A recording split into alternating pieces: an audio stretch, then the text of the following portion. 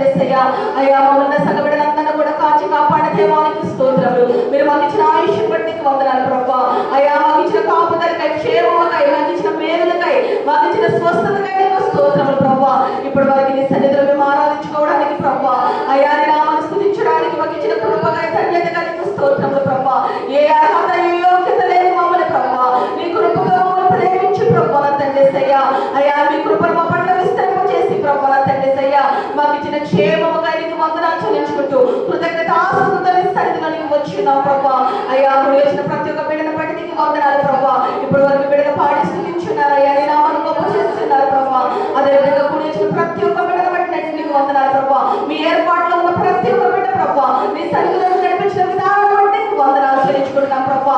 ఇంకా ప్రభా తండ్రి అయ్యా ఏ బిడ్డను ప్రభా తండ్రి అయ్యా అయ్యా తప్పిపోకుండా ప్రభా ప్రతి ఒక్క బిడ్డ నీ సన్నిధిలోకి రావడానికి సహాయం చేయండి. త్వరపెట్టండి, తమ పనులు ముగించుకొని త్వరగా నీ సన్నిధిలోకి రావడానికి సహాయం చేయండి ప్రభా. అయ్యా కూడా వచ్చిన ప్రతి ఒక్క బిడ్డను బట్టి నీకు వందనాలు ప్రభా.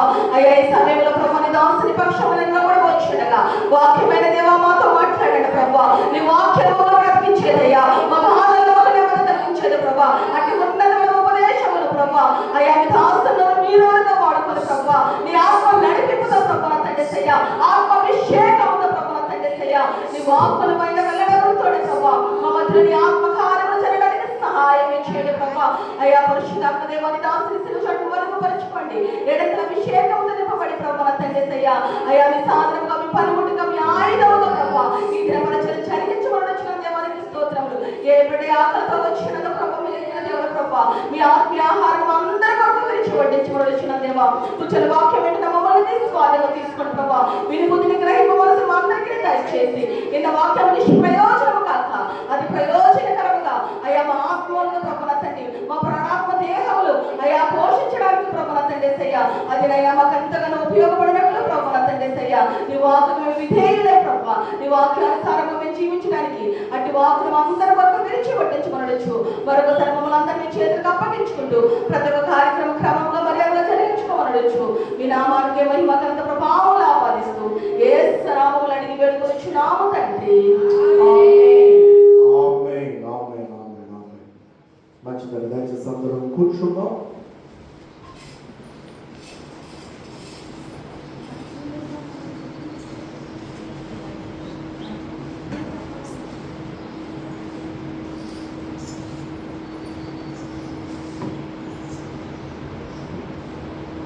దేవుని ఘనమైన నామమునకు మహిమ కలుగునుగాక. అందరూ చెప్తాం ఆమేన్. చాలా సంతోషం పిల్లలు. మరి నేటి దినం మరొకసారి ప్రభు సన్నిధిలో మనం అందరము కూడి ఉండడానికి ప్రభు ఇచ్చిన కృపను బట్టి మరి ప్రభువును స్తుతిస్తూ అలానే ఆయన సన్నిధిలోనికి చేరువచ్చిన మీకెల్లరికను ప్రభు యేసుక్రీస్తు వారి నామములో ఆయన హృదయపూర్వక వందనాలు తెలియజేస్తాను. అందరూ వందనాలు. అందరూ బాగున్నారా? ఏదో ఒకసారి నవ్వండి. ఎవరు నవ్వట్లా? సంతోషం.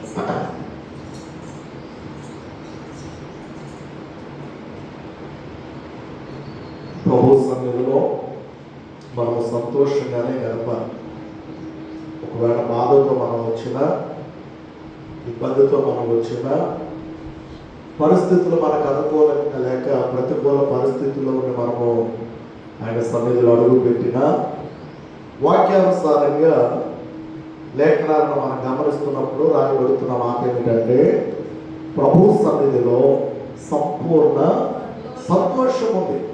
సో కాబట్టి మనం ఏ స్థితిలో ఉండి ఆయన సన్నిధిలోనికి వచ్చినా ఆయన సన్నిధిలో ఉన్నటువంటి ఆ సంపూర్ణ సంతోషాన్ని, ఆనందాన్ని మనం అనుభవించడానికి ప్రయత్నం చేయాలి. దేవుడికి స్తోత్రం కలుగును. బాధలు లేని వారు ఎవరో లేరు. అందరికీ బాధలు ఉన్నాయి. కానీ ఎన్ని బాధలు ఉన్నా ఆ బాధలన్నిటి నుండి మనల్ని విడిపించగలిగిన ప్రభు, మనం నమ్ముకున్న ప్రభు. దేవుడికి స్తోత్రం కలుగును.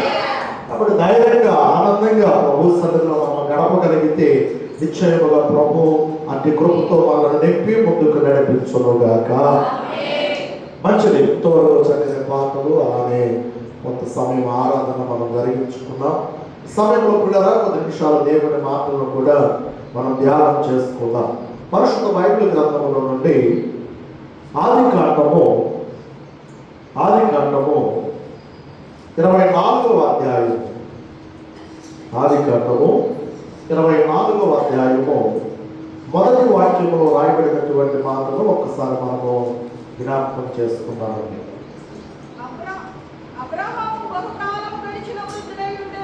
అబ్రహాము బహుకాలము గడిచిన వృద్ధుడై ఉండెను. అన్ని విషయములలోనూ యెహోవా అబ్రహామును ఆశీర్వదించెను. అందరూ ఒకసారి ఆమేన్ చెప్పండి. ప్రార్థన చేసుకుందాం. మహాగణుడా, మహోన్నతుడా, పరిశుద్ధుడా, నిత్య నివాసైన మా ప్రియ పరలోకపు తండ్రి, మీ యొక్క శ్రేష్టమైన ఉన్నతమైన ఘనమైన నామాన్ని బట్టి మీకు స్తుతులు స్తోత్రాలు తెలియపరుస్తూ ఉన్నాం. ప్రభా, ఇది నేటి దినం మీ సన్నిధిలోనికి మమ్మల్ని క్షేమంగా తీసుకొని వచ్చారు. అందుకొరకే మీకు స్తోత్రం. ఎంతవరకు జరిగిన కార్యక్రమములన్నింటి ద్వారా మీ నామాన్ని మీరు మహిమపరుచుకుంటూ వచ్చారు. అందుకొరకే మీకు స్తోత్రం. ఈ సమయంలో ప్రభా, మరి నీ మాటలు మేము వినాలని నీ నామములో సిద్ధపడి ఆశపడి ప్రభా మీ మాట కొరకు మేము ఎదురు చూస్తూ ఉండగా నాయన ఇదిగో నీ పక్షమందు నిలవబడిన నన్ను మీ సిలువ చాటును మరుగుపరచండి. ప్రభా ఇదిగో నాయన మీ మాట నా నోట నుంచి మీరే అందరితో మాట్లాడమని ప్రార్థిస్తూ మీకే మహిమ చెల్లిస్తూ యేసు నామమున అడిగి వేడుకొనుచున్నాము తండ్రి. ఆమేన్. ప్రభువుతో ప్రియులారా, మనం చదివిన ఈ లేఖన భాగం ఆదికాండము 24వ అధ్యాయము మొదటి వాక్యాన్ని మనం చదివాం. ఈ భాగంలో రాయబడుతున్న మాట ఏమిటంటే, దేవుడు అబ్రహామును అన్ని విషయములలో ఆశీర్వదించను అనే మాటను మనం చూస్తూ ఉన్నాం. ఈరోజున ఈ మాటను మనం ధ్యానించడానికి ఒక మూల వాక్యంగా ఈ వాక్యాన్ని పెట్టుకొని ప్రభు నామములో అబ్రహామును దేవుడు దీవించిన లేక ఆశీర్వదించిన ఆ విధానాన్ని మనం చూస్తూ ఉన్నప్పుడు ఏదో 1-2 విషయాల్లో కాదు, అన్ని విషయాలలో దేవుడు అబ్రహామును ఆశీర్వదించను అనే మాటను మనం గమనిస్తూ ఉన్నాం. ఈరోజు పిల్లల ఈ మాటను మనం ధ్యానిస్తూ ఉన్నప్పుడు అసలు అబ్రహాము యొక్క చరిత్రను గురించి మనం ఆలోచన చేస్తే, అబ్రహాము యొక్క చరిత్రను మనం పరిశీలన చేస్తే, అబ్రహాము అసలు ఎవరు అని మనం ఒక్కసారి వెనక్కు వెళ్ళి చరిత్రను మనం పరిశీలన చేస్తే దానిలో మనకు కనబడే విషయం ఏంటంటే, అబ్రహాము దేవుడిని ఎరగనటువంటి వాడు, దేవుడు అంటే ఏంటో తెలియనటువంటి వాడు. అబ్రహాము గురించి రాయబడుతున్న మాట ఏమిటంటే, అబ్రహాము ఒక అన్యుడిగా ఉన్నాడు. అంత మాత్రమే కాదు, అబ్రహాము యొక్క పని ఏమిటంటే, ఇంతకుముందు మీకు జ్ఞాపకం చేస్తారు ఏంటి చెప్పండి, తాను బొమ్మలను తయారు చేసుకొని అంగడిలోనికి తీసుకొని వెళ్ళి ఆ బొమ్మలను అమ్ముకొని అతని యొక్క జీవనోపాధి కొరకు తాను జీవిస్తూ వచ్చినటువంటి వాడు. ఇలాంటి అబ్రహామును దేవుడు ఆయన కలుసుకొని అబ్రహాముతో దేవుడు మాట్లాడినటువంటి ఆ సందర్భాలను మనం గమనిస్తూ ఉన్నప్పుడు, అటువంటి దేవుడిని ఎరగనటువంటి అబ్రహామును దేవుడు పిల్లలను పిలుచుకొని దేవుడు ఏర్పాటు చేసుకొని దేవుడు పిల్లల అబ్రహామును ఎంతగా ఆశీర్వదించాడని లేఖనం తెలియజేస్తా ఉన్నదంటే, అన్ని విషయాల్లో దేవుడు అబ్రహామును ఆశీర్వదించాడట. చెప్పండి హల్లెలూయా. ఈరోజు పిల్లల నేను త్వరగా ఒక 5 విషయాలను జ్ఞాపకం చేస్తాను. ఎలా దేవుడు అబ్రహామును ఆశీర్వదించాడో, అబ్రహామును దేవుడు ఆశీర్వదించడానికి గల కారణాలు ఏమిటో ఒక 5 కారణాలను జ్ఞాపకం చేస్తానండి. అంటే పరిశుద్ధ బైబిల్ గ్రంథాలను మనము తెరచి మరొకసారి అదే ఆదికాండము 12వ అధ్యాయంలోనికి వద్దాం. 12వ అధ్యాయము మొదటి వాక్యాన్ని ఒకసారి చదువుదాం. యెహోవా నీవు లేచి నీ దేశము నుండి, నీ బంధువుల యొద్ద నుండి, నీ తండ్రి ఇంట నుండి బయలుదేరి నేను నీకు చూపించు దేశమునకు వెళ్ళుము. నిన్ను గొప్ప జనముగా చేసి నిన్ను ఆశీర్వదించి నీ నామమును గొప్ప చేయుదును. నీవు ఆశీర్వాదముగా ఉండు. నిన్ను ఆశీర్వదించు వారిని ఆశీర్వదించదను, నిన్ను దూషించు వారిని శపించదను. భూమి యొక్క సమస్త వంశములు నీ యందు ఆశీర్వదింపబడదని అబ్రహాముతో అనగా, యెహోవా అతనితో చెప్పిన ప్రకారము అబ్రహాము వెళ్ళాడు. చాలు పిల్లలు, ఈ భాగంలో మనం గమనిస్తూ ఉన్నప్పుడు మొదటి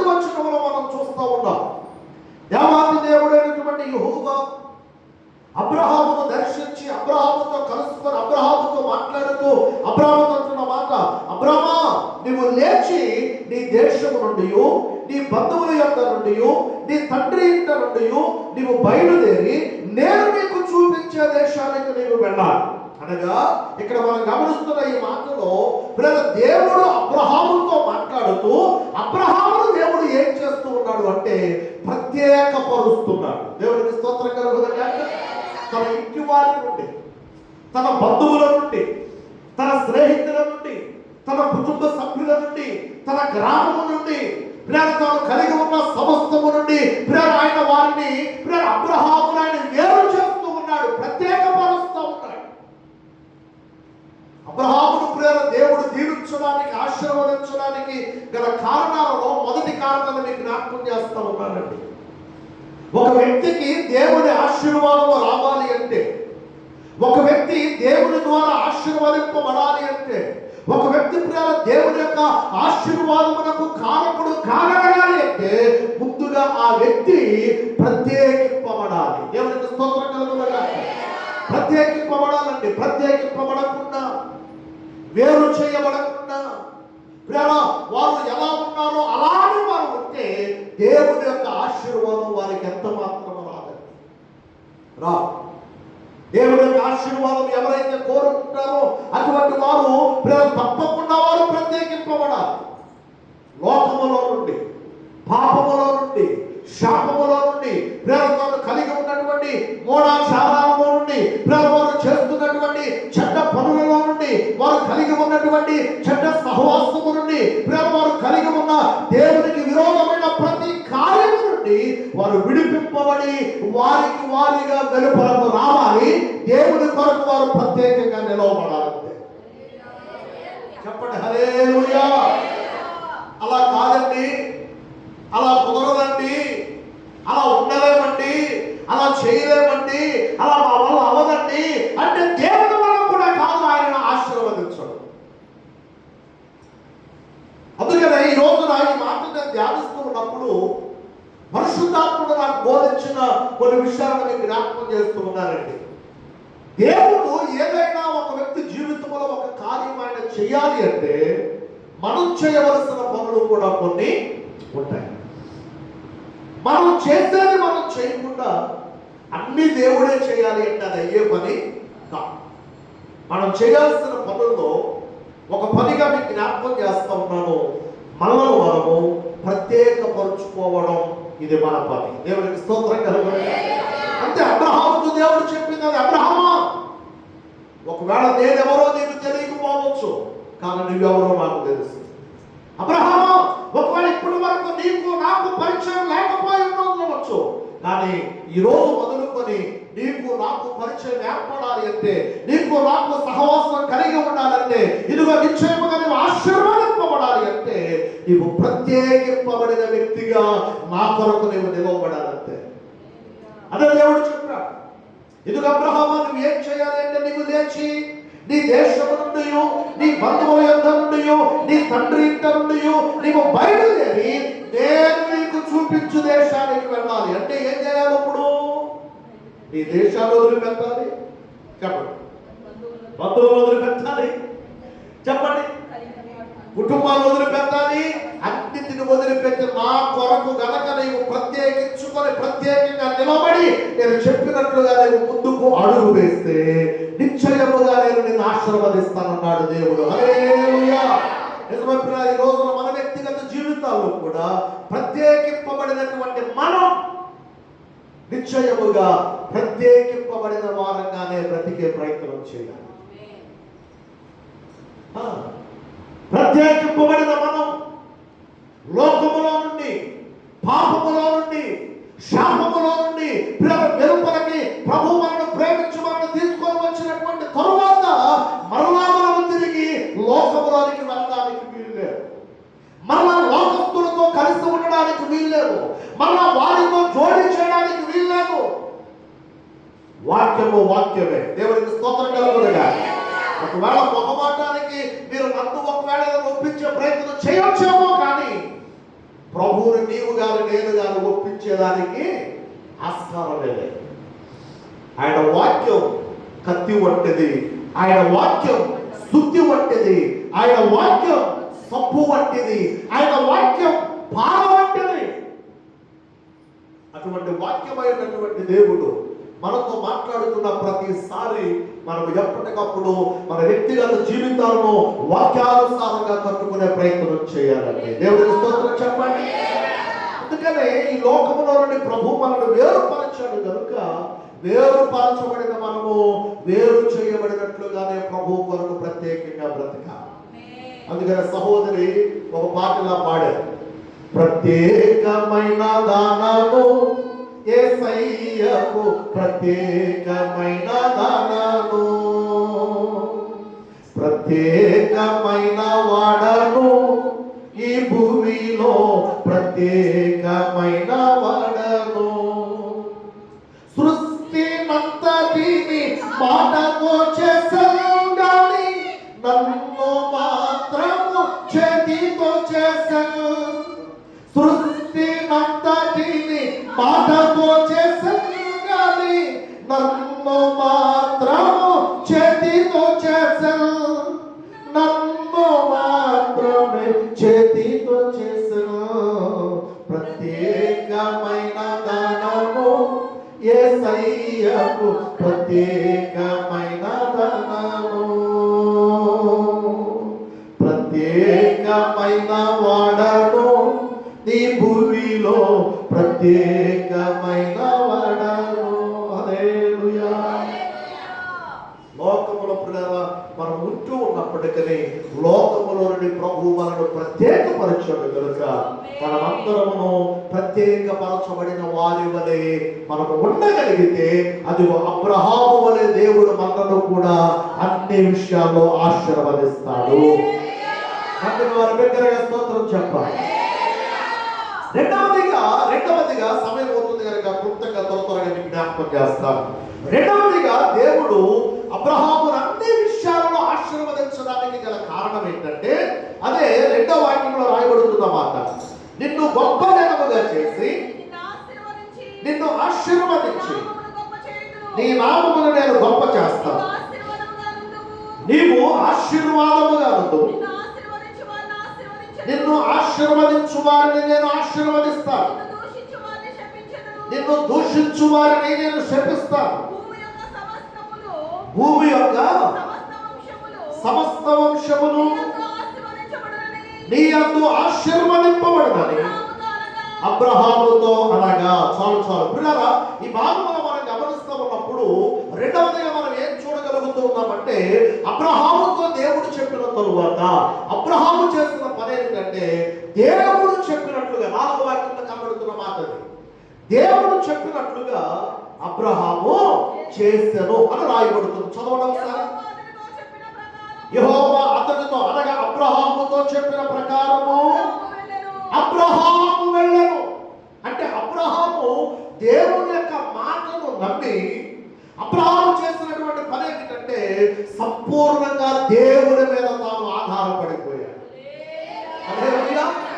మనుషుల వైపు చూడాల, మనుషుల మీద ఆధారపడలా.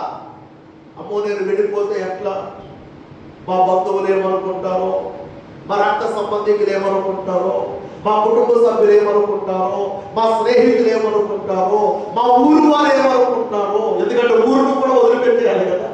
సో కాబట్టి నేను అలా వదిలిపెట్టి వెళితే ఎలా అని తను బాధపడుతూ కూర్చోలేదండి.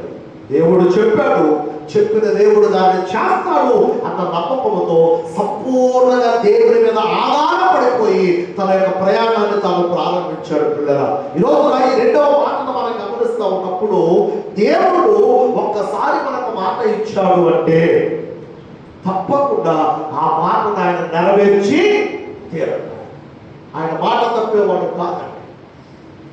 ఆయన మనుషుల వలె ఆయన మొహం దాటేసేవాడు కాదండి. మొహం ప్రక్కన తిప్పుకునేవాడు కాదండి.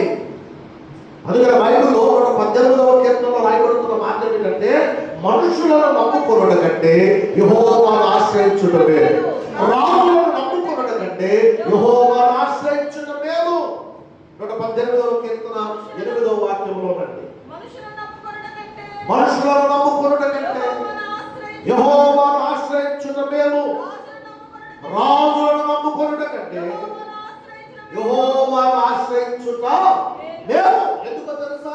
ఒకవేళ మనుషులను నేను నమ్ముకుంటే, ఒకవేళ మనుషుల వైపు నేను చూస్తా ఉంటే, ఒకవేళ మనుషుల మీద నేను ఆధారపడితే ఈ మనుషులు ఏం చేస్తారంటే ఏదో ఒక రోజున నన్ను నమ్మించి నాకు నమ్మక ద్రోహం చేస్తారు.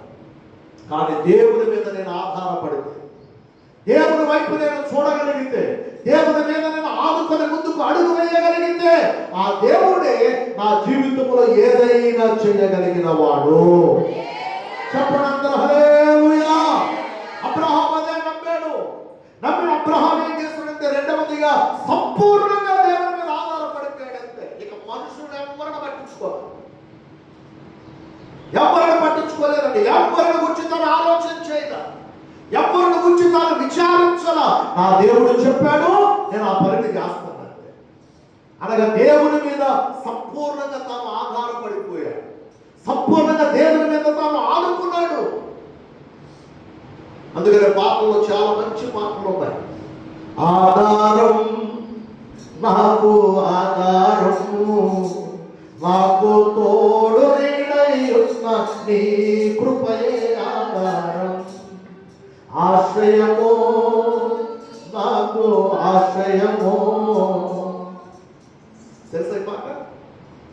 దేవుడే మనకు ఆధారం, దేవుడే మనకు ఆశ్రయం. ఆయన వైపు మనం చూస్తున్నప్పుడు, ఆయన మీద మనం ఆధారపడుతున్నప్పుడు తప్పకుండా దేవుడి పిల్లలు మనకు ఆధారభూతుడిగా ఆయన ఉండి మనను ముందుకు నడిపించేస్తాడంతే. హల్లెలూయా. విషయాన్ని అబ్రహాము నమ్మాడు, దేవుడి మీద ఆధారపడిపోయాడు. అందుకనే అబ్రహామును దేవుడు అన్ని విషయాల్లో ఆశీర్వదించడానికి కారణం. ఊరికి అబ్రహామును దేవుడు ఆశీర్వదించలేదండి. దేవుడి మాటను విన్నటువంటి అబ్రహాము రెండవదిగా దేవుడి మీద ఏమయ్యాడు చెప్పండి? ఆధారపడిపోయాడంతే. కష్టం వచ్చినా, నష్టం వచ్చినా, సమస్య వచ్చినా, పోరాటాలు ఎదురైనా, ప్రాణాపాయాలు వచ్చినా, నీవు తప్ప నాకు ఎవరు లేరయ్యా అన్నట్లుగా సంపూర్ణంగా తాను దేవుని మీద ఆధారపడిపోతే దేవుడు అబ్రహామును అన్ని విషయాల్లో ఆశీర్వదించేస్తాడు. దేవుడికి స్తోత్రం కలుగునుగాక. ఇక మూడవదిగా 5 విషయాలు చెప్తానన్నాను, మూడవ మాట మీకు జ్ఞాపకం చేస్తున్నాను. మూడవదిగా దేవుడు అబ్రహామును అన్ని విషయములలో ఆశీర్వదించడానికి గల కారణం ఏమిటంటే పిల్లరా, ఒకసారి 4వ వాక్యంలో మనం ఒకసారి చదువుదామండి. యెహోవా అతనితో చెప్పిన ప్రకారము అబ్రహాము వెళ్ళెను. ఈ మాటలో మరొక మాట మనకు కనబడుతూ ఉన్నదంటే అబ్రహాము దేవుడు చెప్పినటువంటి మాటను తాను నమ్మి దేవుని మీద ఆధారపడి ముందుకు వెళ్ళడం మాత్రమే కాదు, దేవుని యొక్క మాటకు తాను విధేయతను చూపించాడు. ఏం చూపించాడండి? విధేయతను చూపించడనగా దేవుని మాటకు తాను లోబడ్డాడు. లోబడడం అన్నది చాలా ఆశీర్వాదకరమైనది. విధేయత మనుషునికి ఆశీర్వాదాన్ని తీసుకొస్తుంది. అవిధేయత మనుషుని పైకి కోపాన్ని తీసుకొని వస్తుంది. మీకు తెలుసా, మన పిల్లలు మన మాటకు వారు లోబడ్డారు అనుకోండి, మనం చెప్పినట్లుగా వారు చేస్తున్నారు అనుకోండి, మనం ఏం చేస్తాం? వారిని చెప్పడం వల్ల ఏం చేస్తాం? వారిని ప్రేమిస్తాం, వారిని ముందు రాస్తాం, వారిని హత్తుకుంటాం, కౌగిలించుకుంటాం. వారు ఏది కావాలంటే అది వారి వరకు మనం చేసే ప్రయత్నం చేస్తాం. ఒకవేళ మన పిల్లలు మన మాట వినడం లేదు అనుకోండి,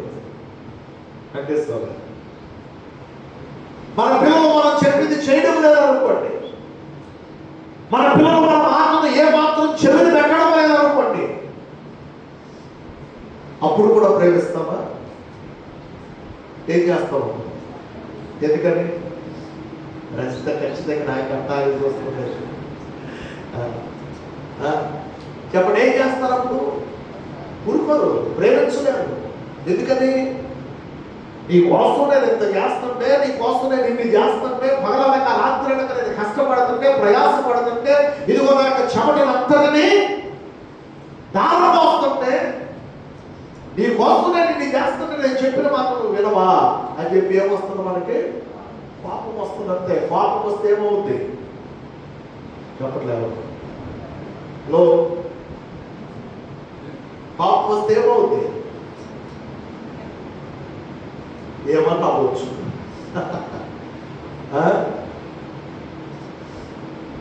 ప్రభు కూడా చెప్తుంది, అబ్రహాము ఆశీర్వదింపబడడానికి గల కారణం ఏంటంటే, 3వ మాటగా మీకు జ్ఞాపకం చేస్తూ ఉన్నాను, దేవుని యొక్క మాటకు అబ్రహాం ఏమయ్యాడంటే విధేయుడయ్యాడు, లోబడ్డాడంతే. దేవునికి ఎక్కడ ఆయన అవిధేయుడిగా బ్రతకల, అవిధేయుడిగా తాను జీవించాల.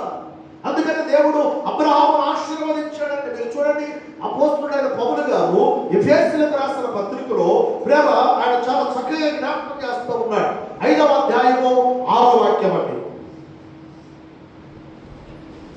5వ అధ్యాయము 6వ వాక్యం, ఎఫెసీయులకు రాసిన పత్రిక. వ్యర్థమైన మాటల వలన ఎవడును మిమ్మల్ని మోసపరచనీయొద్దు. దేవుని యొక్క ఉగ్రత అవిధేయులైన వారి మీదకి వస్తుంది. ఎవరి మీదకి వస్తుంది అంటండి? అవిధేయులైన వారి మీదకి దేవుని ఉగ్రత వస్తుంది. పిల్లరా, దేవుని యొక్క మాటకు లోబడకుండా, దేవుని యొక్క మాటకు విధేయత చూపించకుండా, దేవుడు చెప్పిన మాటను ఏమాత్రం లక్ష్యం చేయకుండా, నిర్లక్ష్య వైఖరితో జీవిస్తూ, ఇష్ట రాజ్యంగా ప్రవర్తిస్తూ, ఇష్టం వచ్చినట్లుగా బ్రతుకుతూ, ప్రేమ దేవునికి విరోధంగా మనం జీవిస్తున్నట్లయితే తప్పకుండా ఒక రోజున దేవునికి కోపము రాక కోపం వచ్చిన నాడు, ఉగ్రత అంటే అర్థం ఏంటంటే దేవుని యొక్క కోపం, ఆయన కోపము కలిగిన నాడు తప్పకుండా దాని యొక్క ప్రతిఫలాన్ని ఎవరైతే అవిధేయులుగా ఉంటారో వారు చూడవలసి వస్తుంది.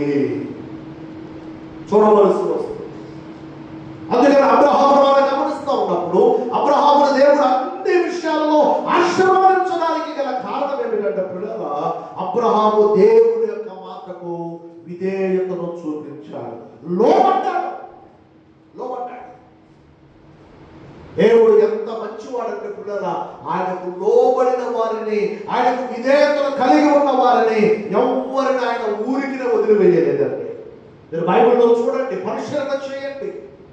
ఆయనకు అవిధేయులుగా బ్రతికిన వారు ఎలా వారు శిక్షింపబడ్డారో, ఎలా వారు శిక్షకు పాత్రులయ్యారో, ఎలా వారు దేవుని యొక్క ఉగ్రత పాలైపోయారో మనం చూస్తున్నాం. అలాగే ఎవరైతే దేవుని యొక్క మాటకు లోబడి దేవునికి విధేయులుగా జీవించారో అటువంటి వారిని దేవుడు ఎలా ఆశీర్వదించాడో కూడా మనం చూస్తామండి. అందుకు గల కారణాలను మీకు చెప్పనా? అందుకొని ఉదాహరణ మీకు చెప్పనా? దావీదుని దేవుడు ప్రేమించాడు, దావీదు దేవుడిని ప్రేమించాడు. దావీదు దేవుని మాటకు లోబడ్డాడు, దేవుని కొరకు నిలబడ్డాడు. దావీదుని తీసుకొని వెళ్ళి దేవుడు రాజసింహాసనం మీద కూర్చోబెట్టాడు. హల్లెలూయా. యోసేపును దేవుడు ప్రేమించాడు, యోసేపు దేవుడిని ప్రేమించాడు. మొత్తమైన దేవుడు యోసేపును దేశానికి ప్రధానిగా మార్చేశాడు. హల్లెలూయా. దానియేలును దేవుడు ప్రేమించాడు, దానియేలును దేవుడు సింహాసనంలో పడకుండా తప్పించాడు.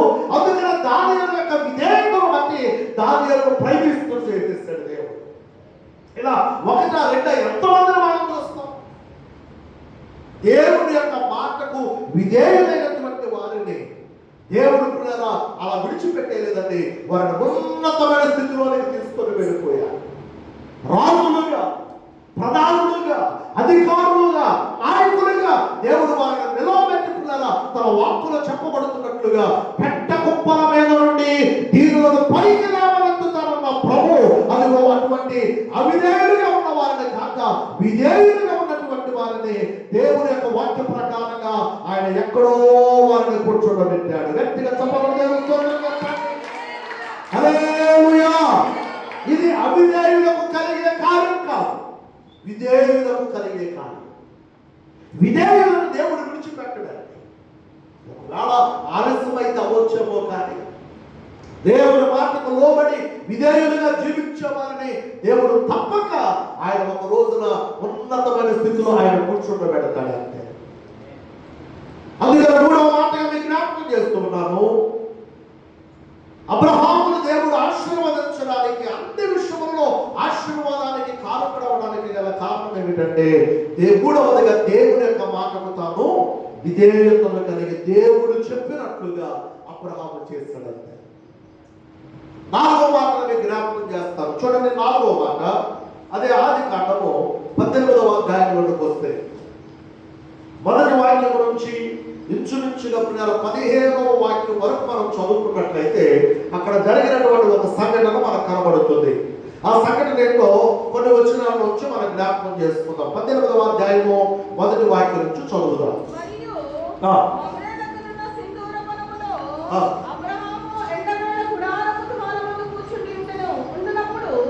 యెహోవా అతనికి కనబడెను. అతడు కనులెత్తి చూచినప్పుడు 3 మనుషులు అతని ఎదుట నిలువబడి ఉండిరి. అతడు వారిని చూసి గుడారపు వాకిట నుండి వారిని ఎదుర్కొనుటకు పరిగెత్తి నేలమట్టుకు వంగి, ప్రభువా, నీ కటాక్షము నా మీద ఉన్నదనా ఇప్పుడు నీ దాసుని దాటిపోవద్దు. నేను కొంచెం నీళ్లు తెప్పించెదను. దయచేసి కాళ్ళు కడుక్కొని ఈ చెట్టు కింద అవసరం తీర్చుకోండి. కొంచెం ఆహారము తెప్పించెదను. మీ ప్రాణములను బలపరుచుకోండి. తరువాత మీరు వెళ్ళవచ్చును. ఇంత నిమిత్తము కదా మీ దాసుని యొద్దకు వచ్చి తిరగను. వారు నీకు చెప్పినట్లు చేయమనగా అబ్రహాము గుడారమునకున్న శారా యొద్దకు త్వరగా వెళ్ళి, నీవు త్వరపడి 3 మానికల మెత్తని పిండి తెచ్చి పిసికి రొట్టెలు చేయమని చెప్పెను. మరియు అబ్రహాము పశువుల మందకు పరిగెత్తి ఒక మంచి లేత దున్నను తెచ్చి ఒక పనివానికి అప్పగించెను. వాడు దాన్ని త్వరగా సిద్ధపరిచెను. చదవబడిన ఈ వాక్యాల్లో మనం గమనిస్తూ ఉన్నప్పుడు జరిగిన ఒక సంఘటన. తర్వాత వచ్చిన మీరు తర్వాత చదువుకోనండి. ఇప్పుడు రాబడిన ఈ భాగంలో అబ్రహాము ఒక సింధూర వనములో ఎండవేళ ఆయన గుడారంలో కూర్చుండి చూస్తా ఉన్నాడట. ఈ లోపల ఆయనకి ఎవరు కనబడ్డారు? యెహోవా దేవుడు ఆయనకి కనబడితే ఆయన అలా చూస్తూ ఉండగానే వారు 3గా ఆయనకు కనబడ్డారు. వెంటనే త్వరగా గుడారం నుండి తను పరిగెత్తుకుంటూ దేవుని యొద్దకు పరిగెత్తుకుంటూ వెళ్ళి ఆయన నేల వద్దకు వంగి నమస్కారం చేసి అన్నాడు, అయ్యా, ఇదిగో దయచేసి నీ దాసుని మీద మీరు కటాక్షం ఉంచి మీ దాసుని మీద దాటిపోవద్దు నాయనా. మీరు ఎందుకు వచ్చారన్నది నాకు అనవసరం, కానీ దయచేసి నాకు కలిగినటువంటి దానిలో నుండి నేను మీకు ఆతిథ్యం ఇవ్వాలని ఆశపడుతున్నాను. హల్లెలూయా. ఏమి ఇవ్వాలని? ఆతిథ్యం ఇవ్వాలని ఆశపడుతున్నా. దయచేసి మీరు ఎక్కడి నుండి వస్తున్నారో, మీరు ఎంత ప్రయాణం చేస్తారో, మీరు ఎంత అలసిపోయారో నాకు తెలియదు, కానీ ఇదిగో నేను మీకు ఆతిథ్యం ఇవ్వాలనుకుంటున్నా అని చెప్పి ఏం చేస్తాడంటే వారిని బ్రతిమలాడు.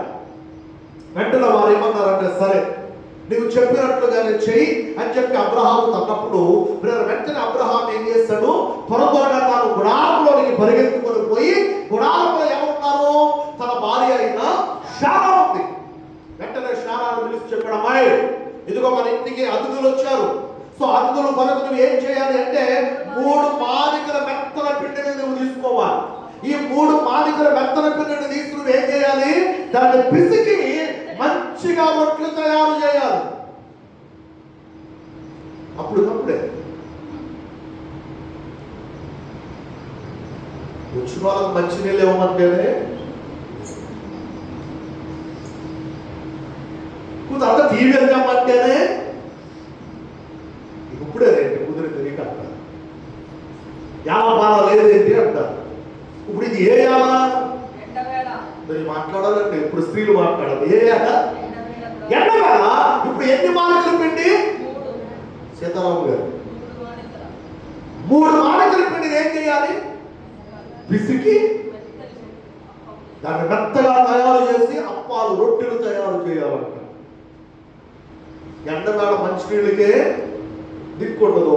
అటువంటిది ఇప్పుడు పిండి పిసికి 3 మానికల పిండి పిసికి దాని రొట్టెలు తయారు చేయడం అంటే ఎంత కష్టం అండి. ఏమి లేదు, అబ్రహాము చెప్పాడు, శారా నోరు మూసుకొని తయారు చేసిందంటే. హల్లెలూయా.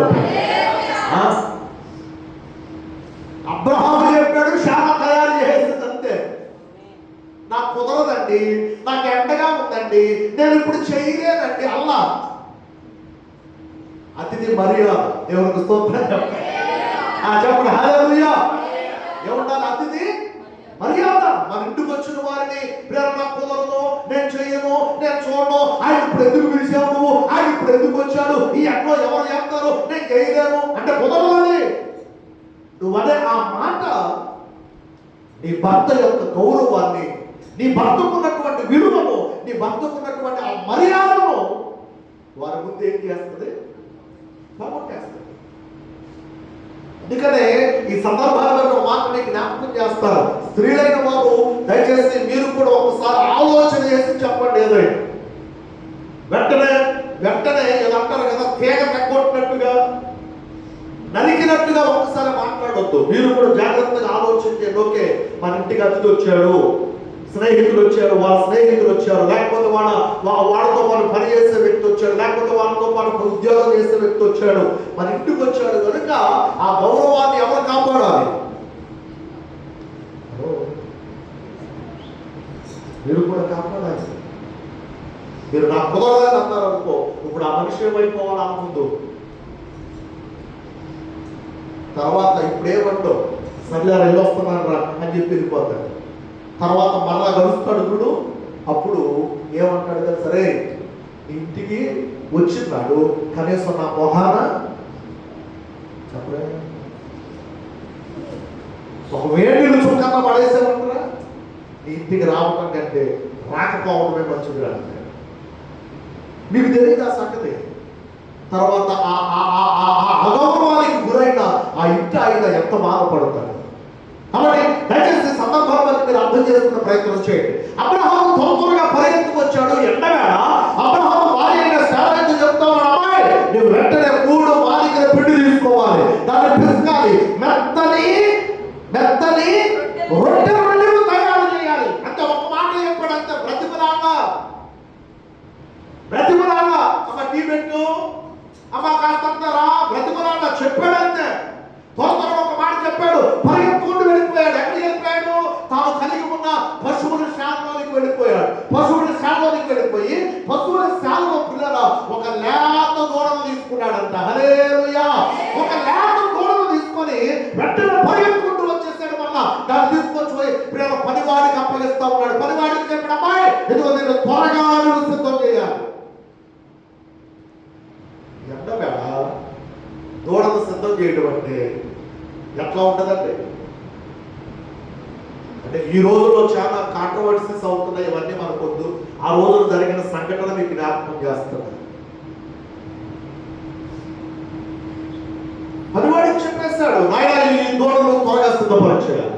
మీకు తెలుసా అబ్రహాము ఎంత ఉరుకులు పెడుతూ చెప్పాడో నాకు తెలియదు, కానీ అబ్రహాము చెప్పిన ఆ మరుక్షణమే అప్పాలు లేక రొట్టెలు తయారైపోయాయి, దూడ కూర కూడా తయారైపోయింది. దేవుడు వెంటనే వారిని తీసుకొచ్చి ముందు పెట్టాడు. వారు ప్రశాంతంగా తిని, ప్రశాంతంగా దాన్ని ఆరగించి, ప్రశాంతంగా దాన్ని స్వీకరించి వారు ఏమంటున్నారో తెలుసా? ఇదిగో అబ్రహామా, నీవు పెట్టిన ఇదిగో ఈ విందు, నీవు ఇచ్చిన ఈ యొక్క ఆతిథ్యం మాకు తృప్తిని కలుగజేస్తుంది కనుక ఇప్పుడు మేము పాటిస్తున్నాం నీకు. ఆ మాట తెలుసా? మరలా వచ్చే ఈ కాలానికి చదవండి. ఇప్పుడు ఆ వాక్యం పదవాక్యం అనుకుంటా. అందుకాయన మీదటికి ఈ కాలమున మేము నీ యొద్దకు నిశ్చయముగా మరలా వస్తాం. అప్పుడు నీ భార్య అయిన శారా ఉందే, ఆమె ద్వారా నీకు కుమారుడు కలగబోతున్నాడు అని మాట చెప్పారు. గట్టిగా స్తోత్రం చెప్పండి. లేదా ఈ సందర్భాన్ని బట్టి 4వ మాటగా మీకు జ్ఞాపకం చేస్తున్న మాట, అబ్రహామును దేవుడు అన్ని విషయంలో ఆశీర్వదించడానికి గల 4వ కారణం ఏంటంటే, అబ్రహాము తనకు కలిగిన వాటిని దేవునికి ఇచ్చి దేవుని ద్వారా తనకు లేని వాటిని కూడా తను సంపాదించుకున్నాడు. ఏమి లేదు తనకు? సంతానం లేదు. దేవుడు ఎంత ఆశీర్వదించినా, దేవుడు ఎంత దీవించినా చివరకు తనకు సంతాన భాగ్యం లేదు. సంతానం కొరకు అబ్రహాము ఎదురు చూస్తా ఉన్నాడు.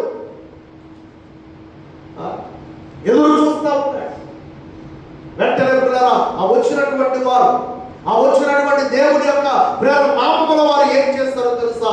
మాటిస్తా ఉన్నారు, ఇదిగో మరుసటి నాటికి మరలా మేము వస్తాం, మేము వచ్చేటప్పుడు నిశ్చయముగా ఇదిగో నీ ఒడిలో బిడ్డ ఉంటాడు. ఎంత గొప్ప మాట అండి! తాను కలిగినది దేవునికి ఇచ్చాడు, తను కలిగిన దానితో దేవునికి ఆతిథ్యం ఇచ్చాడు. తనకు లేని వాటిని కూడా దేవుడు ద్వారా పొందుకున్నాడు. దేవునికి స్తోత్రం కలుగునుగాక. ఈరోజు ఈ మాటను మీరు దయచేసి గమనించాలి. ఈ మాటను బట్టి మనం ఆలోచన చేయాలి.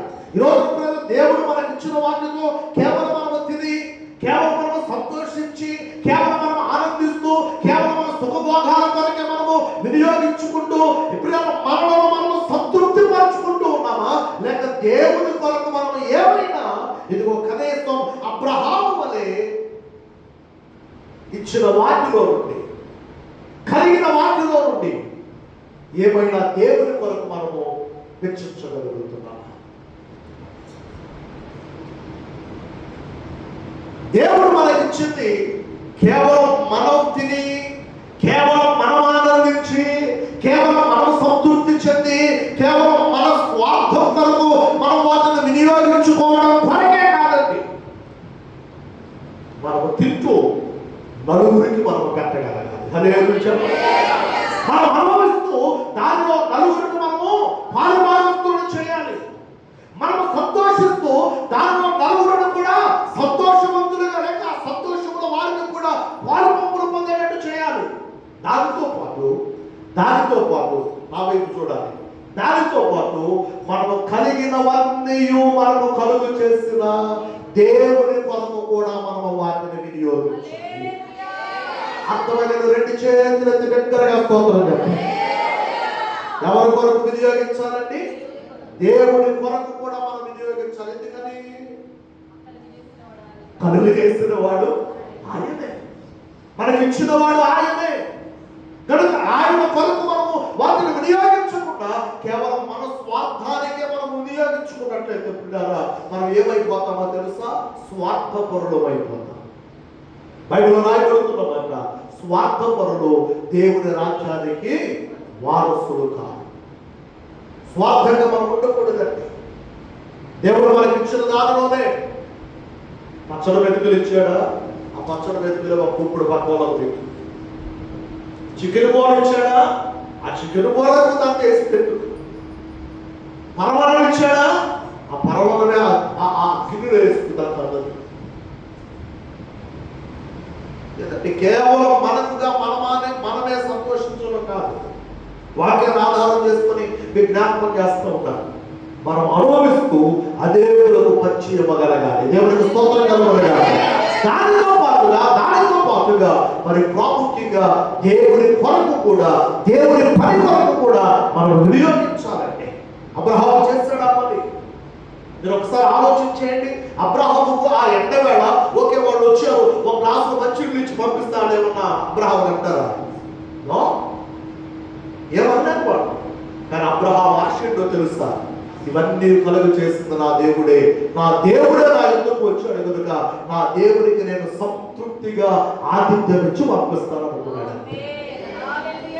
అందుకని లేఖనాలు మనం గమనిస్తున్నప్పుడు పిల్లగా లేఖనంలో మలాఖీ గ్రంథంలో ఏమైనా రాయబడుతున్నదంటే, ఇదిగో మీరు నాకు ఇచ్చి నన్ను శోధించండి. శోధించడం అంటే ఏంటి? అడగండి. దాన్ని అడగండి. ఇవ్వకుండా ఎవరినైనా అడగగలుగుతాను? ఎవరి ఇవ్వకుండా ఏదైనా అడగగలుగుతాను? అడగలేదు. ఇప్పుడు నేను ఒక 10 రూపాయలు మీకు ఇచ్చాను అనుకోండి, ఈ రోజు కాకపోయినా రేపు కాకపోయినా ఏదైనా ఒక వారం 10 రోజుల తర్వాత నేను ఏమంటా, రాహుల్ గారు మీకు 10 రూపాయలు ఇచ్చాడు అంటే నేను అడుగుతా. అడగడానికి నేను సరిపోతాను. నేను మీకు 10 రూపాయలు ఇవ్వకుండా వారం 10 రోజుల తర్వాత అయ్యా ఏంటి నాకు 10 రూపాయలు ఇవ్వండి అన్నాను అనుకో, మీరేమంటారు? నాకు ఎప్పుడు ఇచ్చారు మీరు? ఎట్లా అడుగుతున్నాను మీరు? అవునా? సో ఇదే విధంగా దేవుడు కూడా నండి ఆయనకు మనం ఇచ్చి ఆయనను అడిగితే ఆయన ఎలా ఇస్తాడో తెలుసా? ఒకసారి లేఖనాలను చదవండి మీరు. 3వ అధ్యాయము 10వ వాక్యం మలాఖీ గ్రంథం. అందరూ చేస్తున్నారా? ఏం పేజీలు శబ్దం వినపడుతుందో నాకు. ఊరికి బైబిల్ కడు తెలిసి నాపై పట్టాలు చూస్తున్నారు. ప్రతి మాట వాక్యాధారం ఉండాలండి. వాక్యాధారం లేకుండా మనం ఏది మాట్లాడుకోకూడదు. కాబట్టి మీరు కూడా వాక్యాన్ని పరిశీలన చేస్తూ ఉంటారు. అడిగారు చెప్తున్నారు అని అలాగా చూడకూడదు. చెప్పేది ఎంతవరకు వాస్తవం, ఏం చెప్తున్నారు చెప్తున్నాను, అది వాక్యానుసారమైన అన్నది మీరు కూడా పరిశీలన చేయాలి. చూడండి, ఇప్పుడు మలాకి గ్రంథం 3వ అధ్యాయం 10వ వాక్యం. నా మందిరములో ఆహారముండునట్లు, నా మందిరములో ఆహారముండునట్లు 10వ భాగమంతయు మీరు నా మందిరపు నిధిలోనికి తీసుకొని రండి. ఇది చేసి మీరు నన్ను శోధించిన ఆకాశపు వాకిళ్లను విప్పి పట్టజాలంత విస్తారమైన దీవెనలను నేను మీకు కుమ్మరిస్తాను. గట్టిగా చెప్పండి, దేవుని స్తోత్రం చెప్పండి. హల్లెలూయా. ఏది చేసి ఏదైతే దేవుడు చేయమని చెప్తున్నాడో అది మనం చేసి అప్పుడు ఆయనను శోధించాలి. శోధించడం అంటే ఏంటి? అడగడం. పిల్లలు ఉంటారు చూడండి, వాళ్ళు మనల్ని ఎంతగా శోధిస్తారంటే, వాళ్ళకు ₹1 అవసరం అయిందనుకోండి, ఇటు వెళ్ళినా డాడీ, అటు వెళ్ళినా మమ్మీ, ఇటు వెళ్ళినా డాడీ, అటు వెళ్ళినా మమ్మీ, చివరకు పిల్లల మన బట్టలు పట్టుకొని టీకేస్తారంతే. అరే కేక బాగుందా అన్నా సరే, నాకు ₹1 కావాలి, నాకు ₹1 కావాలి, నాకు అది కావాలి, నాకు ఇది కావాలి అని చెప్పి వాళ్ళు ఏడ్చి ఏడ్చి ఏడ్చి ఏడ్చి చివరికి మనం దాన్ని తీసిచ్చే వరకు వదిలిపెట్టడం. ఇప్పుడు వాక్యం కూడా మనకి ఏం బోధిస్తుందంటే, మీరు నాకు ఇచ్చి నన్ను శోధించండి. శోధించడం అంటే అర్థం ఏంటంటే, ప్రభువు మనకిచ్చేటంత వరకు ప్రభువును మనం అడుగుతూ ఉంటే నిశ్చయముగా ఆయన మనకు ఎలాంటి ఆశీర్వాదాలు ఇస్తాడంటే, ఎలా మనల్ని ఆయన దీవిస్తాడంటే, ఆకాశపు యొక్క వాక్యాలను ఆయన విప్పేస్తాడంట. హల్లెలూయా. ఇప్పుడు నేను ప్రశ్న, ఆకాశం ఎంత ఉంది? చెప్పగలరండి? ఓకే, సో ఇప్పుడు ఆకాశం యొక్క వాకిలి ఎంత ఉంది? అసలు ముందు ఆకాశం ఎంత ఉందో మనకు తెలుస్తుంది, దాని వాకిలి ఎంతో మనకు తెలుస్తుంది. అవును కదండి? ఇప్పుడు మన ఇల్లు ఎంత ఉంటే దానికి ఉండే వాకిలి అంత ఉంటుంది. సో ఇప్పుడు మనకి అసలు ఆకాశమే ఎంత ఉందో మనం ఊహగంతట్లా. అంటే ఇప్పుడు దానికి ఉండే వాకిలి ఎంత ఉండాలి?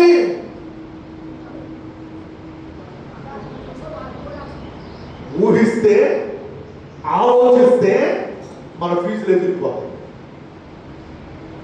అంత ఆశీర్వాదాన్ని, అంత దీవెనకు, అంత సమృద్ధిని దేవుడట నిశ్చయముగా మనకు అనుగ్రహిస్తాడట. దేవుడికి స్తోత్రం కలుగుగాక.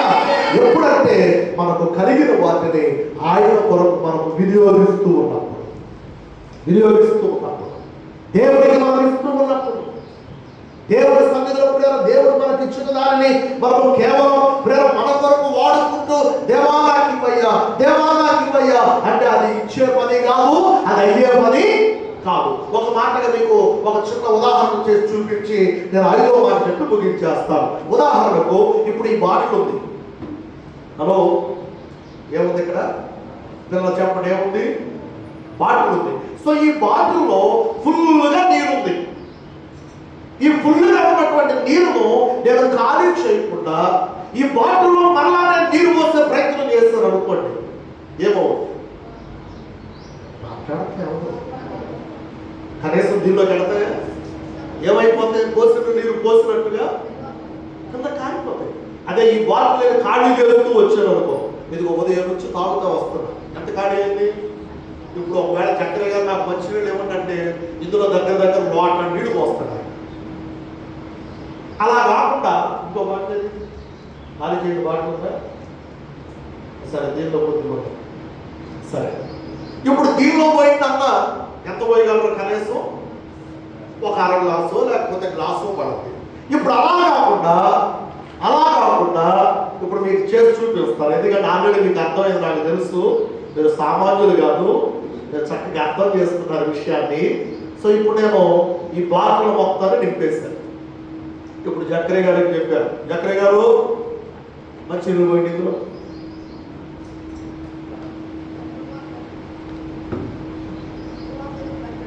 అమ్మా పోయేది ఇందులో. ఆయన ఏమన్నాడు తెలుసా? ఇదేమన్నా చెప్పా కొన్ని మాటలు మన భాషలో మాట్లాడుకోవాలి. నీకేమైనా పిచ్చా? వాటి నిండా నీళ్లుంటే అయ్యారు మీకు కనపడట్లేదా? ఇంకా దీనిలో పోయమంటారండి.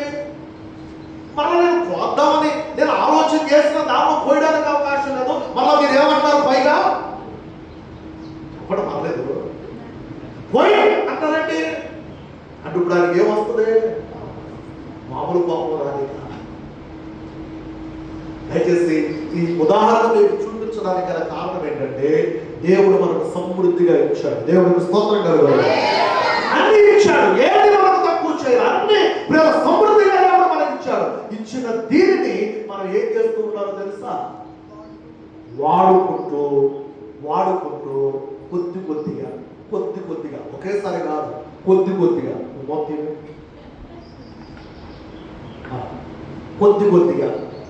కొద్దిగా ఖాళీ చేసి, అయ్యా ఇది ఖాళీ అయిపోయింది అయ్యా, కొద్ది పోయింది అన్నాం అనుకో, చిన్న టీ గ్లాసు ఇందులో పోతారు. టీ గ్లాసులు పోసిన తర్వాత మళ్ళా ఖాళీ చేసి, అయ్యా ఇదిగో మొత్తం అయిపోతున్నాయి అయ్యా, సగం ఖాళీ అయిందయ్యా, గ్లాసులు పోస్తాడు. ఒకవేళ మొత్తం అయిపోతున్నాయి అయ్యా, ఇంకా పోయాయి అన్నాం అనుకో, అప్పుడు ఏం చేస్తాడు చెప్పండి? లోటలు పోస్తాడు. ఒకవేళ ఇంకా అయిపోయినాయి అయ్యా అన్నాం అనుకో, అప్పుడు ఏం చేస్తాడు?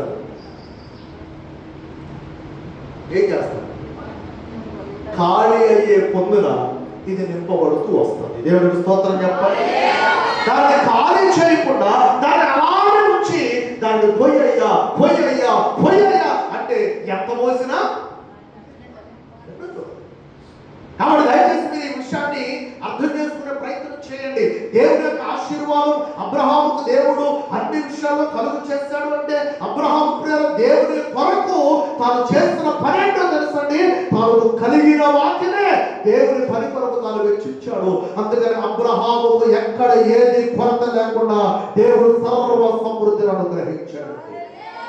చెప్పండి హల్లెలూయా. అదే వాక్యములు మనం చూస్తున్న మాట కూడా, మీరు నాకు ఇచ్చిన శోధించండి, ఆకాశపు వాక్యములను విప్పి పట్టజాలనంత విస్తారమైన దీవెనలు నేను మీకు కుమ్మరిస్తాను. ఇక మనం తక్కువనే మా దీవెనలు, ఎంత దీవెనలు దేవుడు మనకు ఇస్తాడు. కాబట్టి ప్రభు పేర మీకు మనవి చేస్తూ వాక్యాన్ని ఆధారం చేసుకుని మీతో మాట్లాడుతున్నాను పిల్లరా. దేవుని యొక్క ఆశీర్వాదం మనకు రావాలి అంటే ఇదిగో అబ్రహాము వలె మనం కలిగిన వాటిని దేవునికి మనం ఇస్తూ దేవుని కొరకు మనం ఖర్చు పెడుతూ ఉన్నప్పుడు దేవుడు మనకు కావలసినవన్నీ, అలానే మనకు లేని వాటిని కూడా దేవుడు మనకు అనుగ్రహిస్తాడు. అర్థమైన బిడ్డల స్తోత్రం చెప్పండి. వేటిని? లేని వాటిని కూడా. అబ్రహాముకు కుమారుడు లేడు, దేవుడు జ్ఞాపకం చేసుకున్నాడు, వెంటనే మాట ఇచ్చాడు, అబ్రహామా మరలా నేను వచ్చే కాలానికి, ఈ నాటికి మరలా నేను వస్తాను, నేను వచ్చేటప్పటికి నీ ఒడిలో ఎవరు ఉంటారు? కుమారుడు. లేని వాటిని కూడా అబ్రహాము సంపాదించుకోగలిగాడు. అందుకని దేవుడు అబ్రహామును ఆశీర్వదించిన కారణాన్ని మనం చూస్తూ ఉన్నామండి. అలా 5వదిగా ఆఖరి మాట మీకు జ్ఞాపకం చేసి నేను ముగించేస్తాను. 22వ అధ్యాయంలోకి వస్తాను. ఆదికాండము 22వ అధ్యాయంలో మనందరికీ తెలుస్తున్నటువంటి, లేక ఇంతకు ముందుగానే కొన్ని సందర్భాలు మనం జ్ఞాపకం చేసుకున్నటువంటి మాట. అబ్రహామును దేవుడు పిలిచి, అబ్రహామును దేవుడు ఏమన్నాడంటే, అబ్రహామా నేను ఇచ్చిన నీ ఏకైక కుమారుణ్ణి నీవు నా కొరకు మోరియా పర్వతం మీదకి తీసుకుని వెళ్ళి దహన బలిగా అర్పించాలి అన్నాడు. ఒకసారి మీరు ఆలోచన చేయండి. అబ్రహాము కుమారుడు కలిగింది ఏ వయసులో? ఇంచుమించుగా 100 ఏళ్ల వయసులో. 100 ఏళ్ల వయసులో కుమారుడు కలిగిన తరువాత ఆ కుమారుడు పిల్లల ఆ వృద్ధాప్యంలో ఉన్న తండ్రి ఆ కుమారుడు చక్కగా ఎంత అల్లారుముద్దుగా పెంచుకుంటా ఉన్నాడు. మొత్తం మీద కొడుకు ఎదుగుతా ఉన్నాడు, చేతికి అందొచ్చినట్లుగా కనబడతా ఉన్నాడు. ఇక ఆ కొడుకును చూసి ఆ తల్లిదండ్రులు ఎంతో ముచ్చట పడతారు. లేక పుట్టిన కుమారుడు. అటువంటి సందర్భంలో ఎవరి ప్రాయంలోకి వచ్చేస్తాడు ఇస్సాకు. దేవుడు అంటాడు, అబ్రామా ఇదిగో నేను కలిగి ఉన్న నీ కుమారుణ్ణి ఇప్పుడు నాకేమివ్వాలి చెప్పండి. నిజంగా ఆ తల్లిదండ్రుల యొక్క గుండె ఎంత పగిలిపోయి ఉంటుందండి, ఎంత బాధపడి ఉంటారండి. ఊరికి మనం ఆలోచిస్తే అసలు ఆ మాటను వింటేనే ఎంత బాధ కలుగుతా ఉంది పిల్లలు. దేవుడు చెప్పాడు, అబ్రహాము మారు మాట మాట్లాడకుండా, మరొక ఆలోచన చేయకుండా దేవుడు చెప్పాడు అంతే. వెంటనే అబ్రహాము ప్రయాణం కట్టేశాడు. ఎక్కడికి వెళ్ళడానికి? మోరియా పర్వతం దగ్గరికి వెళ్ళిపోవడానికి. మీకు తెలుసా పిల్లరా, అక్కడికి తీసుకుని వెళ్ళిపోయిన తర్వాత అబ్రహాము చేసిన పని ఏంటో తెలుసా? దహనబలిగా తన కుమారుని అర్పించాలి కనుక పిల్లరా తాను చేసిన పని అక్కడికి వెళ్ళగానే బలిపీఠమును కట్టాడు. ఆ బలిపీఠం మీద కట్టెలు పెట్టాడు. అబ్రహాము తన కుమారుడైన ఏకైక కుమారుడైన ఆ యవన కుమారుడి యొక్క కాళ్ళు చేతులు కట్టి బలి పశువుగా ఆ కట్టెల మీద పొరంలో పెట్టాడు. ఆ తర్వాత అబ్రహాము దగ్గర ఉన్నటువంటి ఆ పిల్లల కట్టెలు తీసుకొని బలి ఇవ్వడానికి కత్తిని పైకెత్తగానే పైనుండి ఒక స్వరం వినబడుతుంది, అబ్రహామా ఆగు ఆగు ఆగు ఆగు ఆగు ఆగు. ఇందులో వచ్చి నాకు అర్థమవుతా ఉంది నీవు ఎంతగా దేవునికి భయపడేవాడవో. ఇందులో వచ్చి నాకు అర్థమవుతా ఉంది నీవు ఎంతగా దేవునికి లోబడేవాడవో. ఇందులో వచ్చి నాకు అర్థమవుతా ఉంది నీవు ఎంతగా దేవుడిని ప్రేమించేవాడవో. ఇందులో వచ్చి నాకు అర్థమవుతా ఉంది నీ కుమారుడి కంటే కూడా, నీ భార్య కంటే కూడా, నీకు కలిగి ఉన్న వాటన్నిటికంటే కూడా నాకు నీవు ప్రథమ స్థానాన్ని ఇస్తున్నావన్న సంగతి నాకు అర్థమైపోయిందన్న కనుక నీ కుమారుడు బలి ఇవ్వాల్సిన అవసరం లేదు. అది ఒక పొట్టేలు చూడు, ఆ పొట్టేళ్ళకి వచ్చి బలివ్వమని చెప్పి దేవుడు చెప్పాడు. ఒకసారి ఆ మాట మాత్రం చదవండి. లేఖనంలో 22వ అధ్యాయములో 10వ వాక్యాన్ని చదువుదాం. అప్పుడు అబ్రహాము తన కుమారుని వధించుటకు అతని చెయ్యి చాపి కత్తి పట్టుకొనగా యెహోవా అతనితో పరలోకము నుండి అబ్రహామా అబ్రహామా అని అతన్ని పిలిచాను. అందుకతడు చిత్తము ప్రభు అనెను. అప్పుడు ఆయన ఆ చిన్నవాని మీద చెయ్యవేయకుము, అతనిని ఏమీ చెయ్యకుము, నీకు ఒక్కడైన నీ కుమారుణ్ణి నాకీయ వెనుదీయలేదు కనుక నీవు దేవునికి భయపడువాడవని ఇందు మూలమున నాకు కనబడుచున్నదని చెప్పాను. గట్టిగా స్తోత్రం చెప్పండి, అందరూ చెప్పండి హల్లెలూయా. ఇందు మూలంగా దేవుడు ఏదైతే చెప్పాడో చెప్పిన దానిని అబ్రహాము ఏమాత్రం వెనకడుగు వేయకుండా తన కుమారుడు కూడా ప్రక్కన పెట్టినట్లుగా ప్రక్కన పెట్టి దేవుని కొరకే కార్యాలు చేయడానికి ఇష్టపడ్డాడు. ఈ మాటను బట్టి మనకు ఏమర్థమవుతూ ఉన్నదంటే అబ్రహాము దేవునికి ప్రథమ స్థానాన్ని ఇచ్చాడంతే, దేవునికి మొదటి స్థానం ఇచ్చాడంతే. తన భార్యకు చెప్పలా, పనివారికి చెప్పలా, తన కుమారుడికి చెప్పలా, తిన్నగా దేవుడు చేయమన్న పనిని చేయడానికి పూనుకున్నాడు. అంటే ఈ సందర్భాన్ని బట్టి దేవునికే తాను ప్రథమ స్థానం నుంచి మొదటి స్థానాన్ని ఇచ్చి దేవుని కొరకే, దేవుని మహిమ కొరకే తనను తానుగా ప్రతిష్ఠించుకున్నట్లుగా మనం చూస్తా ఉన్నాం. ఈరోజు నా ప్రభుత్వ దేవుడు ముగింపు మాత్రమే మీకు జ్ఞాపకం చేస్తూ ఉన్నాను. మనము మన వ్యక్తిగత జీవితంలో దేవుని కంటే ఎక్కువగా దేనిని మనము ప్రథమ స్థానమును ఇవ్వకూడదు. దేవుని కంటే ఎక్కువగా దేనికి మనము మొదటి స్థానాన్ని ఇవ్వకూడదండి. దేవుడే దేవుడే దేవుని కంటే ఎక్కువగా దేనిని మనము ప్రేమించకూడదు.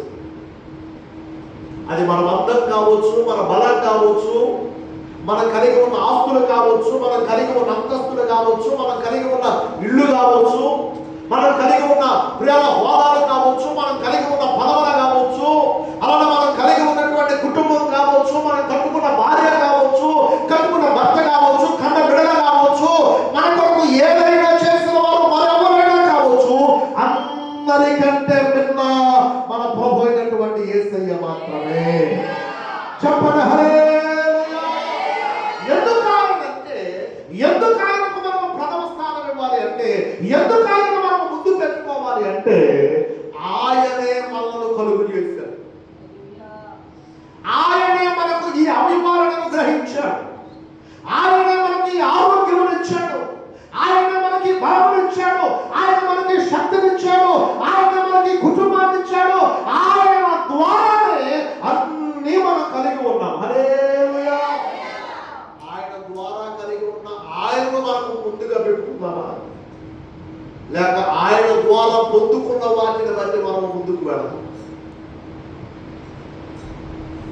కలుగు చేసిన వాడు ఆయన కదా, ఆయన లేకుండా ఏది మనం కలిగి లేవు కదా.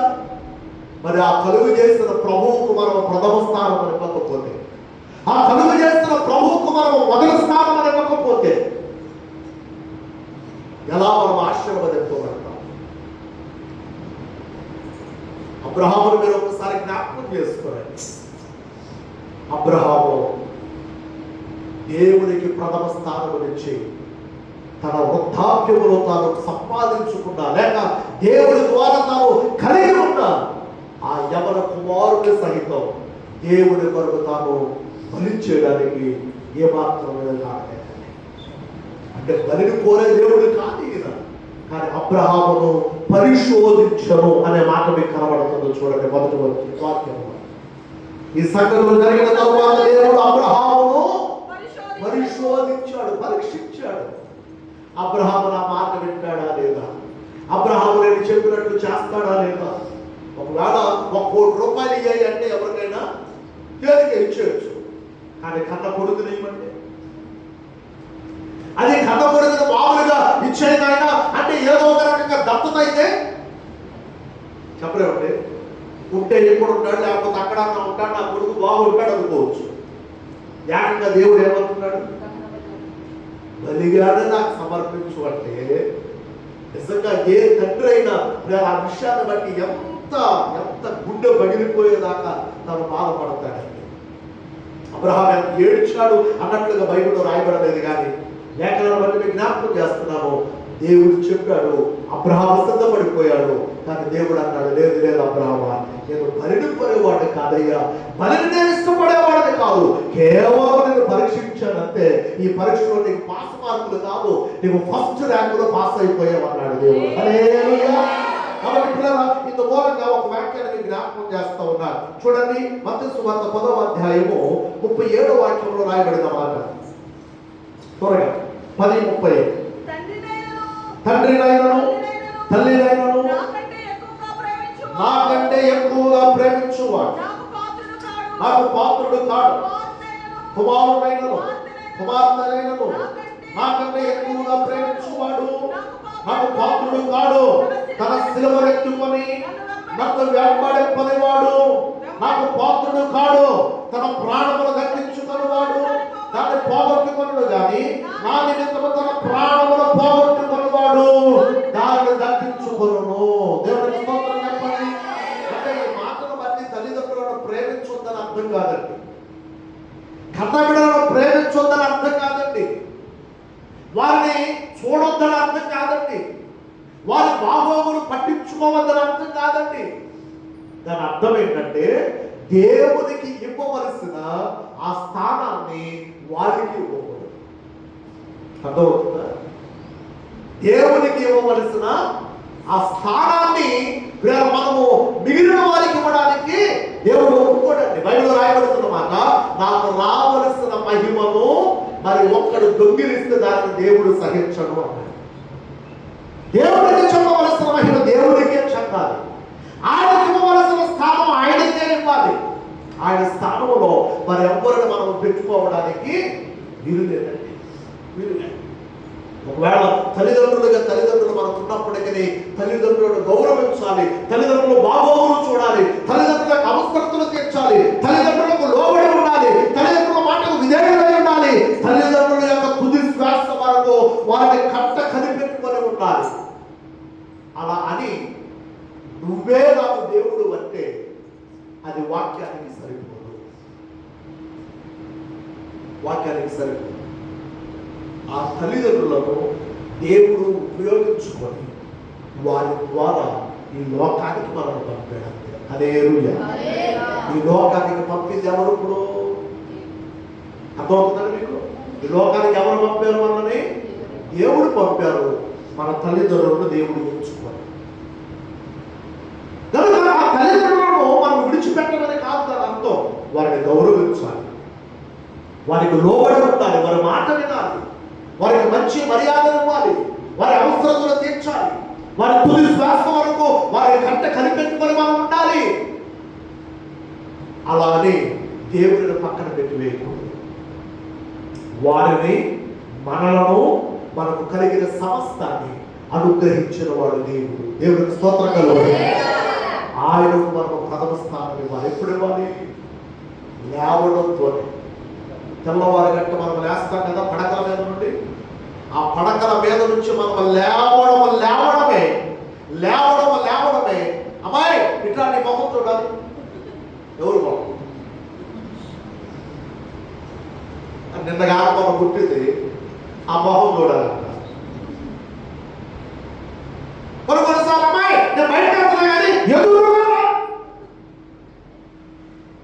అంటే అప్పుడు దాకా ఎవరు వచ్చారు? నీ పెళ్ళయ్యే వరకు 20 సంవత్సరాలు 10 సంవత్సరాలు పట్టింది. అప్పుడు దాకా బయటకు వెళ్ళదు. ఎప్పుడు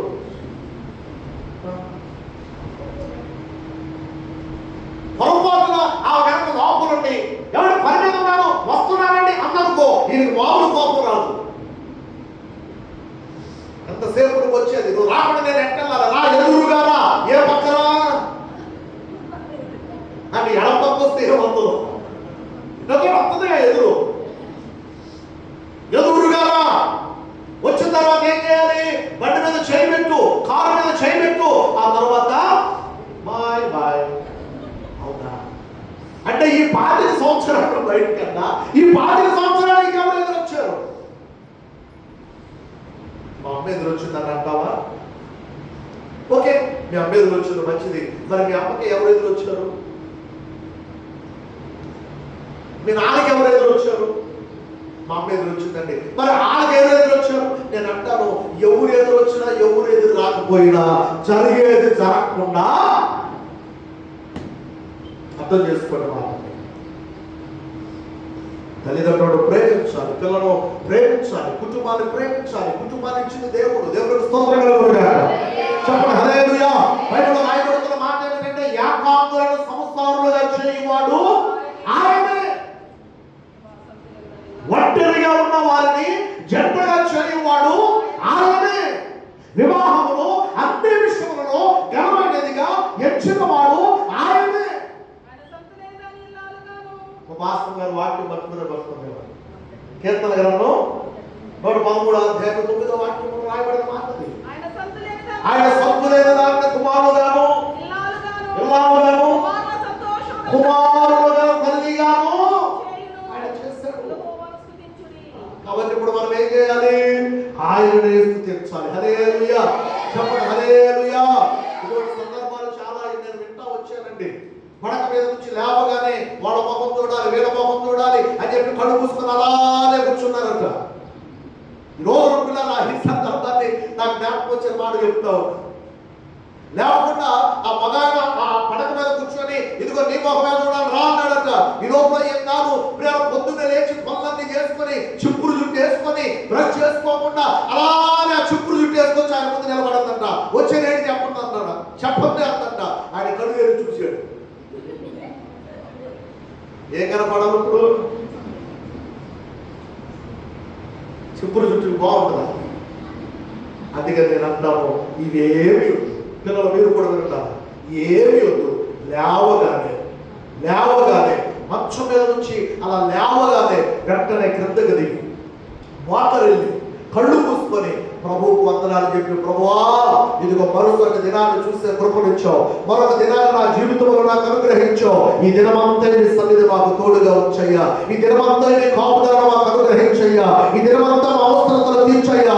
ఈ రోజంతా ఈ మమ్మలను, మా బిడ్డలను, మా కుటుంబాన్ని మీరు కాపాడయ్యా అని ప్రభువు సన్నిధిలో ప్రార్థన చేసుకొని అందరూ మొహం చూసే కంటే ఆయన మొహం చూడడం నేర్చుకోండి.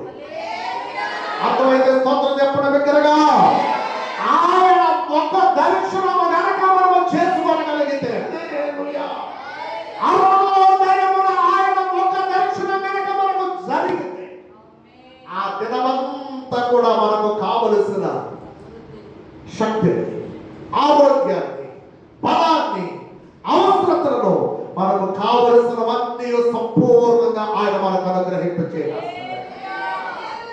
కాబట్టి ఒకవేళ ఇంతవరకు ఈ అలవాటు లేకపోతే ఈ రోజు నుంచి అయినా, ఈ రోజు అంటే తెల్లారిపోయిందిగా, రాత్రి పడుకునేటప్పుడల్లా ప్రార్థన చేసుకుంటున్నావా? లేకపోతే కట్టలు పట్టేస్తున్నావా? లేదు.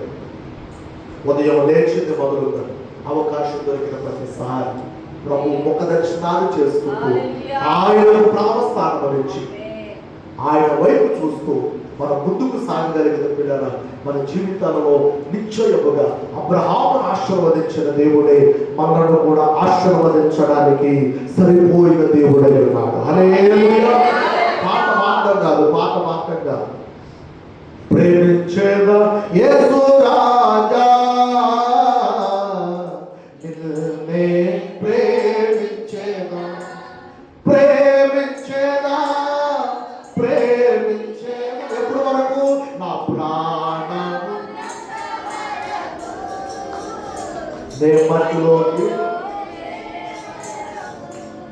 మాట మాడవద్దులే, దాని అర్థాలు చెప్పండి. ఎక్కడికి పోయేదాకా మట్టిలోకి వెళ్ళే వరకు నిన్నే ప్రేమిస్తానయ్యా అని పాడుతున్న నీవు నేను కనీసం ఆయన ముఖాలు కూడా చూడట్లేదుగా. తెల్లారు చేసినాక ఎక్కడ చీపురి కట్టుందా, ఎక్కడ పొలుగు కట్టుందా, ఎక్కడ పొలుగు ఉందా, ఎక్కడ ఏమన్నా 4 గంటలకు ఆట పట్టుకోవడం పరిగెత్తాం. మరి ఆయన ముఖ దర్శనం ఎప్పుడు మనకి? నేను అంటున్నానని మీరు దయచేసి ఏమనుకోవద్దు. వాక్యాన్ని ఆధారం చేసుకొని మీకు జ్ఞాపకం చేస్తున్నా, ప్రయత్నం చేయాలి. అలా మనం నడుచుకోవాలి. ఒకవేళ 4 గంటలకు వెళ్ళిపోవాలి అయ్యా, నాకు కుదరట్లేదు అయ్యారు అంటారా, ఒక పావు గంట లేచినా కనీసం బ్రష్ చేసుకుంటాక, కాలు కూర్చొని తెచ్చుకుంటాక ఒక పావు గంట అలా ప్రభు సన్నిధిలో కూర్చుని ప్రార్థన చేసుకొని ఆ తర్వాత నీ పనికి వెళ్ళి, అది నీకు ఆశీర్వాదం, అది నీకు క్షేమం. ఆయన ముందు పెట్టుకొని మనం వెళ్ళడం అది మనకు ఎంతైనా దీవులండి. మరొక మాట కూడా వాడతాం, నీ ఉంటే నాకు చాలు యేసయ్యా, నీ వెంటే నేను వస్తాను యేసయ్యా. ఎన్ని బాధలు ఇబ్బందులు ఎదురైనాను, ఎంత కష్టం వచ్చినా నిష్ఠూరమైన నా పని నేను చేస్తా, నా దారి నేను వెళ్తా.